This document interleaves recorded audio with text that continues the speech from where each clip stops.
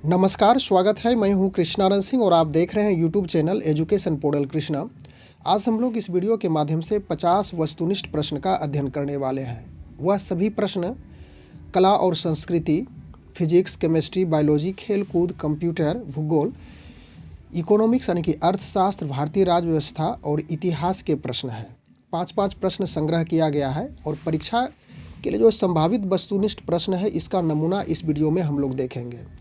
उम्मीद है परीक्षा में साधारण सवाल ही पूछे जाएंगे। बीपीएससी टीआरई 1 और टीआरई 2 के अनुसार प्रश्नों का स्तर नहीं रखा जाएगा। हालांकि सिलेबस इसी का है, फिर भी इस परीक्षा के लिए स्तर लो रहेगा, समान स्तर के ही प्रश्न पूछे जाएंगे। उम्मीद है कि यह जो सेट है प्रश्नों का, यह जो नमूना बनाया गया है प्रैक्टिस सेट का, इसी आधार पर इसी के अनुसार से प्रश्न पूछे जाएंगे। तो चलिए हम लोग एक एक करके उन सभी प्रश्नों को देख लेते हैं। सभी विषय से इसमें समायोजन है, मैथमेटिक्स है और उसके बाद लैंग्वेज पेपर है, उसका इसमें संग्रह नहीं है, उसे हम लोग बाद में देख लेंगे। अधिक समय नहीं गवाएंगे। चैनल पर पहली बार है तो चैनल ज़रूर सब्सक्राइब कर लेंगे। परीक्षा से जुड़े अन्य जानकारी और साथ साथ में जो प्रैक्टिस सेट है उससे जुड़ने के लिए, और वीडियो अच्छी लगने पे लाइक ज़रूर करेंगे। पहला प्रश्न है, तोता ए हिंद के उपनाम से जाना जाता है। तोता ए हिंद यानी तोता ए हिंद किसे कहा जाता है, किसका उपनाम है? ऑप्शन आपके समक्ष है, अमीर खुसरो, मिर्ज़ा गालिब, जियाउद्दीन वर्णी, इब्न बतूता। तो राइट आंसर आपका होगा अमीर खुसरो। अमीर खुसरो को तोता ए हिंद के उपनाम से भी जाना जाता है। ऑप्शन ए राइट होगा। शुरुआत में हम लोग 5 प्रश्न कला और संस्कृति से देख लेंगे। कला और संस्कृति का भी प्रश्न कुछ रहेगा, इसलिए कोशिश किया गया है हर विषय इसमें लिया जाए। अगला प्रश्न है दूसरा नंबर, तानसेन का वास्तविक नाम क्या था? यानी कि इसका तानसेन था, इसका वास्तविक नाम क्या था? आनंद पांडे, मुरली पांडे, राम तन पांडे, विष्णु पांडे। तो राइट आंसर आपका राम तनु पांडे यानी कि रामतन पांडे भी कह सकते हैं या तो फिर राम तनु पांडे के रूप में भी जाना जाता है। ऑप्शन सी राइट होगा। तीसरा नंबर प्रश्न है, गौतम बुद्ध का वास्तविक नाम क्या था? सिद्धार्थ, नरेंद्र, देवदत्त, विशाल।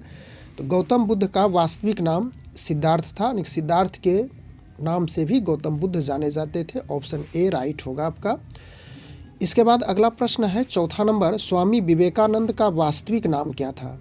स्वामी विवेकानंद का वास्तविक नाम क्या था? नरेंद्र नाथ दत्त, बटुकेश्वर दत्त, कृष्ण दत्त, सुरेंद्र नाथ दत्त। तो राइट आंसर आपका नरेंद्र नाथ दत्त ही होगा। ऑप्शन ए राइट होगा।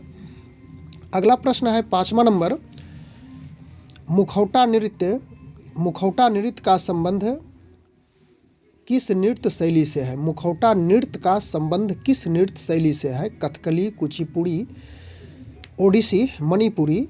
तो राइट आंसर आपका कथकली होगा, यानी कथकली मुखौटा नृत्य के रूप में भी जाना जाता है। ऑप्शन ए सही हुआ। तो 1 से 5 तक हम लोग कला और संस्कृति के प्रश्न देखें और यह एक स्पेसिमेन के रूप यानी नमूना के रूप में रखा गया है कला और संस्कृति का प्रश्न, और ऐसे ही प्रश्न वहाँ पे आपको देखने को मिलेगा। कोई ज़रूरी नहीं है कि कला और संस्कृति से 5 प्रश्न पूछे जाए, कुछ भी प्रश्न हो सकता है, 1-2 प्रश्न। इसके बाद यहाँ से हम लोग 6 नंबर से फिजिक्स का 5 प्रश्न देखेंगे। यह भी स्तर उसी प्रकार का होगा, लो होगा, ना तो अधिक लो और ना तो उच्च स्तर का होगा, मीडियम में रखा गया है। उम्मीद है हर प्रकार के प्रश्न रहेगा। दाब का मात्रक है, दाब का एसआई मात्रक क्या है? पास्कल, डाइन, अर्ग, जूल। तो दाब का एसआई मात्रक आपका पास्कल होता है। Option number A is right.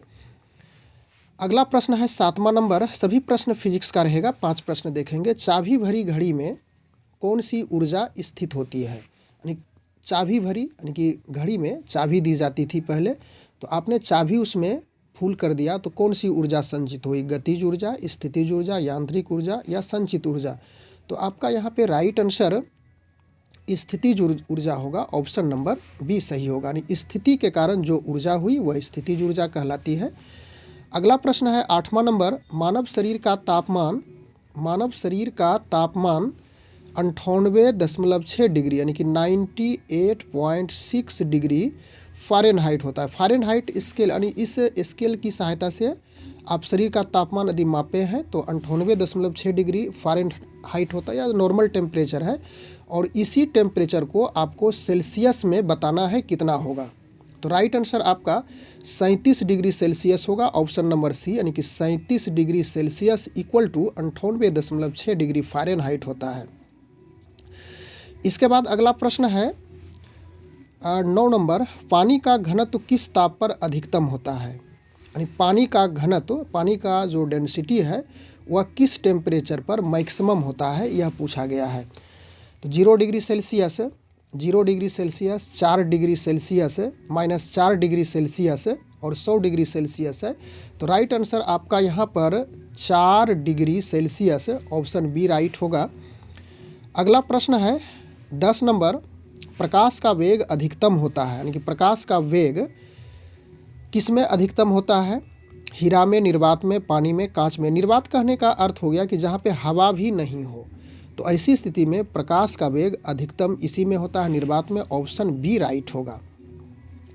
5 प्रश्न हम लोग फिजिक्स का कंप्लीट कर चुके हैं। कुल मिलाकर के कला और संस्कृति और फिजिक्स मिलाकर के 10 प्रश्न यहाँ तक कंप्लीट हो चुका है। अब यहाँ से पुनः हम लोग 5 प्रश्न देखेंगे और वह केमिस्ट्री से रिलेटेड प्रश्न होगा। निम्नलिखित में से कौन एक अस्थायी कण है? इलेक्ट्रॉन, प्रोटॉन, न्यूट्रॉन, इनमें से कोई नहीं। तो राइट आंसर आपका इलेक्ट्रॉन, यह एक अस्थायी कण होता है, राइट ऑप्शन सी होगा। अगला प्रश्न है 12 नंबर, इलेक्ट्रॉन की खोज की थी, यानी इलेक्ट्रॉन के खोजकर्ता कौन थे? थॉमसन, रदरफोर्ड, गोल्डस्टीन, इनमें से कोई नहीं। तो इलेक्ट्रॉन के खोजकर्ता जे थॉमसन से, ऑप्शन नंबर ए आपका राइट होगा। अगला प्रश्न है केमिस्ट्री का ही है, 13 नंबर प्रश्न, शुद्ध जल का पीएच मान, यानी कि पीएच वैल्यू पूछा गया है शुद्ध जल का। तो इसका राइट आंसर 7 ही होगा। यह ना तो अम्लीय ना तो क्षारीय होता है, यह उदासीन होता है। अगला प्रश्न है 14 नंबर, कार्बन मोनोऑक्साइड, यानी carbon monoxide CO plus nitrogen N2, यह जो मिश्रण हुआ यह क्या कहलाता है, यह पूछा गया है। यहाँ पे ऑप्शन आपके समक्ष है, कोल गैस, जल गैस, प्रोड्यूसर गैस, प्राकृतिक गैस। राइट आंसर आपका प्रोड्यूसर गैस हो जाएगा, ऑप्शन नंबर सी राइट होगा। अगला प्रश्न है 15 नंबर, चाकू से काटी जा सकने वाली धातु क्या है?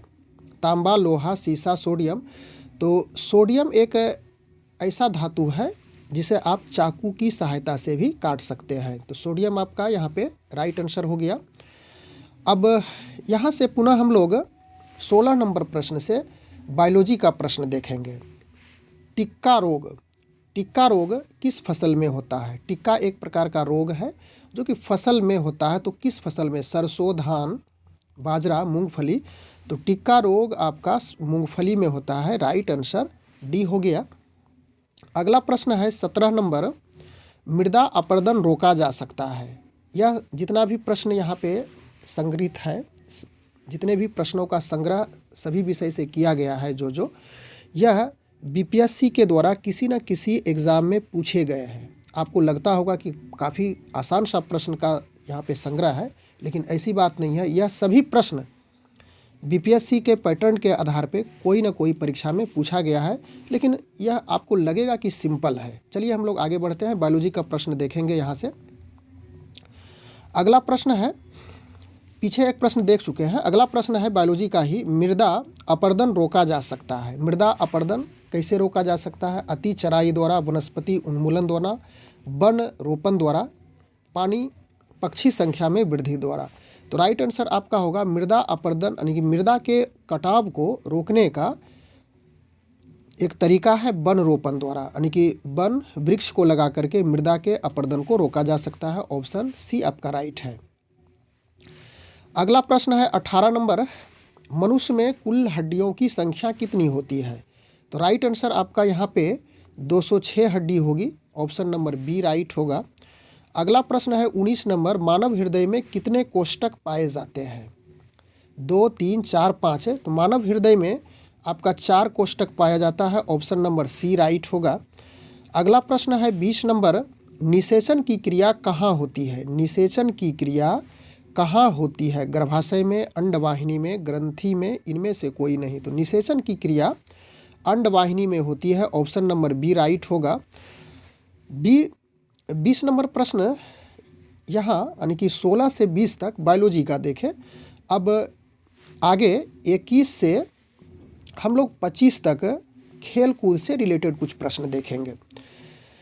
भारत का राष्ट्रीय खेल क्या है? क्रिकेट, हॉकी, कबड्डी, शतरंज। तो भारत का राष्ट्रीय खेल आपका हॉकी है, ऑप्शन नंबर बी राइट होगा। अगला प्रश्न है 22 नंबर, बुल फाइटिंग किस देश का राष्ट्रीय खेल है? यानी सांड की लड़ाई किस देश का राष्ट्रीय खेल है? Spain, Canada, Scotland, Japan. तो राइट आंसर आपका स्पेन होगा। स्पेन में बुल फाइटिंग यानी सांडों की लड़ाई होती है, उसे ही वे लोग राष्ट्रीय खेल के रूप में जानते हैं। अगला प्रश्न है 23 नंबर, क्रिकेट में पिच की लंबाई कितनी होती है? क्रिकेट खेल में पिच की लंबाई कितनी होती है? आपके समक्ष यहाँ पे ऑप्शन दिया हुआ है, 22 मीटर, 22 गज, 22 सेंटीमीटर, इनमें से कोई नहीं। राइट आंसर आपका 22 गज होगा, ऑप्शन नंबर बी राइट होगा। अगला प्रश्न 24 नंबर, द्रोणाचार्य पुरस्कार दिया जाता है सिनेमा जगत में, खेल जगत को, दोनों, इनमें से कोई नहीं। तो द्रोणाचार्य पुरस्कार खेल जगत में ही दिया जाता है, ऑप्शन नंबर बी राइट होगा। अगला प्रश्न है 25 नंबर, द्रोणाचार्य पुरस्कार की शुरुआत किस वर्ष हुई थी? यानी इसकी शुरुआत कब हुई थी? तो यह 1985 ईस्वी से दिया जाता है यह द्रोणाचार्य पुरस्कार। राइट आंसर आपका सी होगा। इसके बाद यहाँ से यानी 26 से पुनः हम लोग 30 तक 5 प्रश्न देखेंगे जो कि कंप्यूटर से रिलेटेड प्रश्न है। कंप्यूटर से भी प्रश्न पूछे जाने की संभावनाएं बनती है।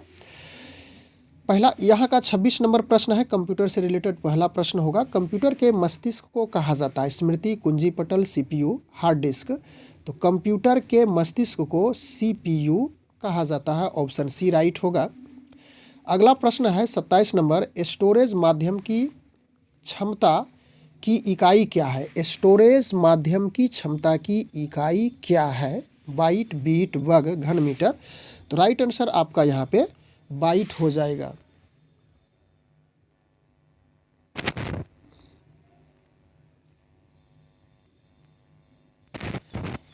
चलिए अगले प्रश्न में चलते हैं। 28 नंबर में, कंप्यूटर आंकड़ों में अशुद्धियों को कहा जाता है। यानी कंप्यूटर आंकड़ों में यदि अशुद्धियां हो गई तो उसे क्या कहा जाता है? Chip, byte, bug, bit. तो राइट आंसर आपका बग होगा। कंप्यूटर में उपस्थित अशुद्धियों को बग के नाम से जाना जाता है, ऑप्शन सी राइट होगा। अगला प्रश्न है 29 नंबर, कंप्यूटर में किसी शब्द की लंबाई किससे मापी जाती है? कंप्यूटर में किसी शब्द की लंबाई किस में मापते हैं, यानी किससे मापी जाती है? ऑप्शन है बाइट, बीट, मीटर, मिलीमीटर। तो राइट आंसर आपका बीट होगा, ऑप्शन नंबर बी राइट होगा। 30 नंबर प्रश्न में आ चुके हैं हम लोग। कंप्यूटर का मुख्य पटल क्या कहलाता है? कंप्यूटर का मुख्य पटल क्या कहलाएगा? फादरबोर्ड, मदरबोर्ड, कीबोर्ड, इनमें से कोई नहीं। तो राइट आंसर आपका कीबोर्ड कहलाएगा, ऑप्शन नंबर सी राइट होगा। तो यह कंप्यूटर से रिलेटेड प्रश्न था। अब यहाँ से हम लोग 31 से 35 तक ज्योग्राफी का यानी कि भूगोल का प्रश्न देखेंगे। भारत में अधिकतम जनजातीय आबादी है?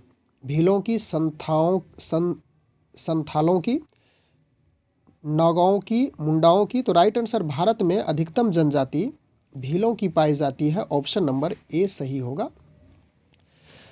अगला प्रश्न है 32 नंबर, सुल्तानपुर पक्षी अभ्यारण्य किस राज्य में स्थित है? सुल्तानपुर पक्षी अभ्यारण्य किस राज्य में स्थित है? ऑप्शन है उत्तर प्रदेश, हरियाणा, हिमाचल प्रदेश, राजस्थान। तो राइट आंसर आपका हरियाणा हो जाएगा, ऑप्शन नंबर बी होगा। अगला प्रश्न 33 नंबर, राष्ट्रीय वन नीति के अनुसार वन का प्रतिशत कितना होना चाहिए? 23%, 25%, 33% या तो फिर 40%। तो यहाँ पे सटीक आंसर आपका यानी कि जो सही आंसर होगा वह 33% होगा, ऑप्शन नंबर सी राइट होगा। अगला प्रश्न है 34 नंबर, राष्ट्रीय वन अनुसंधान संस्थान कहाँ स्थित है? मसूरी, नई दिल्ली, नागपुर, देहरादून। राष्ट्रीय वन अनुसंधान संस्थान आपका देहरादून में स्थित है, ऑप्शन नंबर डी सही होगा। ये सभी प्रश्न ज्योग्राफी से रिलेटेड है। उसके बाद ज्योग्राफी का अंतिम प्रश्न यहाँ पे मिलेगा 35 नंबर, एशिया का सबसे बड़ा जलप्रपात हुंडरू किस जगह के पास है? रांची, हजारीबाग, जमशेदपुर, बोधगया। तो यह रांची के पास है। एशिया का सबसे बड़ा जलप्रपात हुंडरू जलप्रपात यह रांची में स्थित है। Option A is right.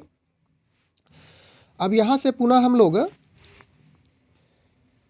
36 से 40 तक इकोनॉमिक्स अर्थात अर्थशास्त्र का प्रश्न देखेंगे। भारत में किस प्रकार के रासायनिक उर्वरक की खपत सर्वाधिक होती है? नाइट्रोजनी, फास्फेटिक, पोटेशियम, इनमें से कोई नहीं। तो नाइट्रोजनी उर्वरक की खपत सबसे अधिक भारत में होती है। ऑप्शन नंबर ए आपका सही होगा। अगला प्रश्न है 37 नंबर। उर्वरकों के प्रयोग की दृष्टि से विश्व में भारत का स्थान है। यानी इसको समझिएगा, कुल उर्वरकों के प्रयोग की दृष्टि से विश्व में भारत का कौन सा स्थान है, यह प्रश्न है। पहला, तीसरा, चौथा, पांचवा। तो यह पहला स्थान ही रखता है। ऑप्शन नंबर ए सही है। इसे पहले नहीं समझेंगे, पहला समझिएगा। अगला प्रश्न है 38 नंबर। भारत में सिंचाई का सबसे महत्वपूर्ण साधन क्या है? नहर, कुआं, नलकूप, तालाब। यह प्रश्न आपके लिए मैं छोड़ रहा हूँ, बहुत आसान सा प्रश्न है। इकोनॉमिक्स का प्रश्न है। भारत में सिंचाई का सबसे महत्वपूर्ण साधन क्या है? कमेंट के माध्यम से लोगों तक पहुंचाने का प्रयास करेंगे कि इसका सटीक और सही उत्तर क्या होगा। अगला प्रश्न है 39 नंबर। इकोनॉमिक्स से ही रिलेटेड यह भी प्रश्न है। 1 रुपया के नोट पर किसके हस्ताक्षर होते हैं? वित्त सचिव, भारत सरकार। यही आपका राइट आंसर होगा। Option number A. यानी 1 रुपये के नोट पर जो कागजी मुद्रा होती है उस पर वित्त सचिव, भारत सरकार के हस्ताक्षर होते हैं। इसके बाद अगला प्रश्न है 40 नंबर। इकोनॉमिक्स का प्रश्न यहाँ पे समाप्त हो जाएगा। पुनः अगले विषय को हम लोग यहाँ से लेकर के चलेंगे। 10 रुपया के नोट पे किसके हस्ताक्षर होते हैं? तो राइट आंसर होगा गवर्नर, यानी कि भारतीय रिजर्व बैंक के गवर्नर का होता है। ऑप्शन नंबर डी होगा। दोनों प्रकार के प्रश्न यहाँ पे लिया गया था।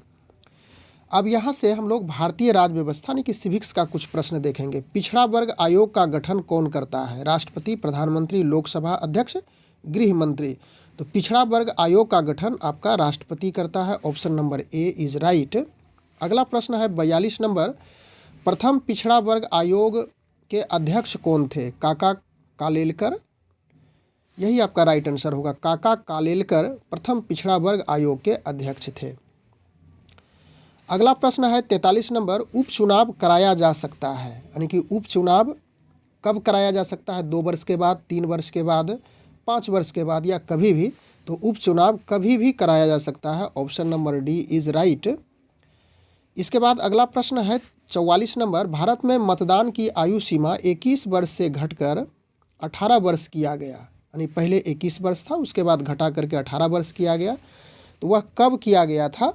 1988, 1989, 1990 या तो फिर 1991। तो यह जो कंडीशन था 21 वर्ष से घटाकर 18 वर्ष किया गया, यह 1988 में किया गया था। ऑप्शन नंबर ए सही है। अगला प्रश्न है 45 नंबर। राज्य के शासन का वास्तविक अध्यक्ष कौन होता है? राज्य के शासन का वास्तविक अध्यक्ष राज्यपाल, मुख्यमंत्री, विधानसभा अध्यक्ष, कैबिनेट सचिव। तो राइट आंसर आपका बी होगा, मुख्यमंत्री होते हैं। इसके बाद यहाँ से हम लोग पुनः 46 से 50 प्रश्न हिस्ट्री का देख लेंगे, यानी कि इतिहास से रिलेटेड होगा। आनंद मठ के लेखक कौन है? आनंद मठ के लेखक रविंद्रनाथ टैगोर, बंकिम चंद्र चटर्जी, सरोजनी नायडू, अरविंद घोष। तो आनंद मठ के लेखक आपका बंकिम चंद्र चटर्जी है। ऑप्शन नंबर बी सही होगा। अगला प्रश्न है 47 नंबर। 1857 का विद्रोह कहाँ से प्रारंभ हुआ? दिल्ली, झांसी, मेरठ, कानपुर। तो सिंपल सा प्रश्न है, यह मेरठ से प्रारंभ हुआ है। ऑप्शन नंबर सी राइट होगा। अब बहुविकल्पीय यानी कि वस्तुनिष्ठ प्रश्न में समान रूप से देखे जाते हैं कि यदि आप जिन प्रश्न को जान रहे तो आपके लिए आसान है, और जिस प्रश्न को आप नहीं जान रहे हैं वही प्रश्न आपके लिए कठिन हो जाता है।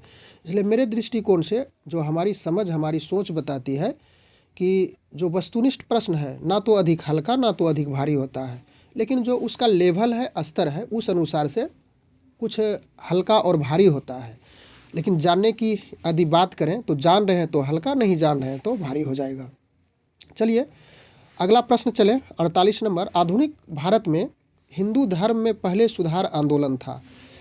तो आपका राइट आंसर ब्रह्म समाज ही हो जाएगा। Option number A. अगला प्रश्न है 49 नंबर, किस गवर्नर जनरल के कार्यकाल के दौरान भारतीय राष्ट्रीय कांग्रेस बनी थी, यानी कि भारतीय राष्ट्रीय कांग्रेस की स्थापना की गई थी? Lord Ripon, Lord William, Lord Dufferin, Lord Curzon. Right answer आपका सी होगा, लॉर्ड डफरिन के कार्यकाल में भारतीय राष्ट्रीय कांग्रेस की स्थापना यानी कि इसका गठन किया गया था। अंतिम प्रश्न में हम लोग आ चुके हैं। भारत छोड़ो आंदोलन के समय इंग्लैंड का प्रधानमंत्री कौन था? Winston Churchill. इसको पढ़िएगा, ऑप्शन नंबर ए में जो दिया हुआ विंस्टन चर्चिल, यही आपका राइट आंसर हो जाएगा, ऑप्शन नंबर ए। तो इस प्रकार से इस वीडियो के माध्यम से हम लोग जो कल से परीक्षा प्रारंभ हो रही है सक्षमता परीक्षा, तो उसमें पैटर्न यानी कि किस प्रकार का नमूना हो सकता है प्रयास किया गया इस वीडियो में उस नमूना को बनाने का। लेकिन कल की स्थिति में किस प्रकार की प्रश्न पूछी जाती है तो वह तो हम लोग कल के बाद ही डिक्लेयर कर पाएंगे। बस आज के वीडियो में इतना ही। Thanks for watching, good bye.